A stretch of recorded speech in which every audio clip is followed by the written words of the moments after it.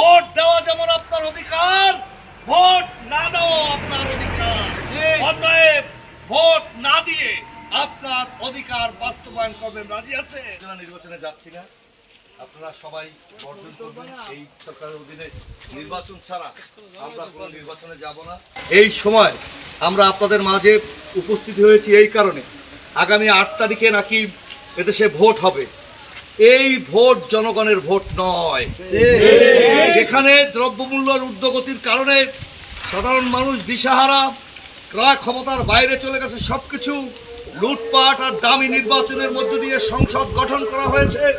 সেই সংসদের মধ্য দিয়ে আজকে উপজেলা নির্বাচন হচ্ছে, এটাও একপেশি নির্বাচন হবে।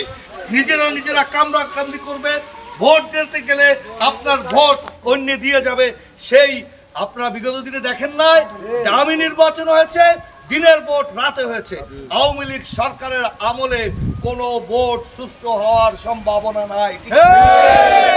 অতএব লড়াই আমাদের চলবে যতক্ষণ পর্যন্ত তত্ত্বাবধায়ক সরকারের অধীনে নির্বাচন না হবে, ততক্ষণ পর্যন্ত আমরা লড়াই চালিয়ে যাব ইনশাআল্লাহ। ভোট দেওয়া যেমন আপনার অধিকার, ভোট না দেওয়া আপনার অধিকার। অতএব ভোট না দিয়ে আপনার অধিকার বাস্তবায়ন করবেন। রাজি আছে? সবাইকে বলবেন, এই দামি নির্বাচন, এই ফলস নির্বাচনে জাতীয়তাবাদী দল নাই, আমরা ভোট দিতে যাব না। আমাদের নেতা তারেক রহমান নেতা কর্মীদের ঐক্যবদ্ধ থাকতে বলেছেন যে কোনো মূল্যে আগামী দিনের লড়াই সংগ্রামের মধ্য দিয়ে এদেশের ভোট আর ভাতের অধিকার বাস্তবায়ন হবে। যে কারণে শহীদ রাষ্ট্রপতি জিয়াউর রহমান স্বাধীনতা ঘোষণা করেছিল, সেই কারণ আজকে অনুপস্থিত। আজকে ভোটের অধিকার নাই, আজকে ভাতের অধিকার নাই। দেশ মাতাকে মুক্তি দিতে হবে, এদেশে তত্ত্বাবধায়ক সরকারের অধীনে নির্বাচন আনতে হবে। আমাদের নেতাদের রক্তে রঞ্জিত হয়েছে রাজপথ, এই রাজপথ জনগণের, এই রাজপথ এদেশের সাধারণ মানুষের। এর কারণে আমরা লড়াই চালিয়ে যাচ্ছি। ইনশাআল্লাহ লড়াই চলবে, কেউ ভোট কেন্দ্রে যাবেন না।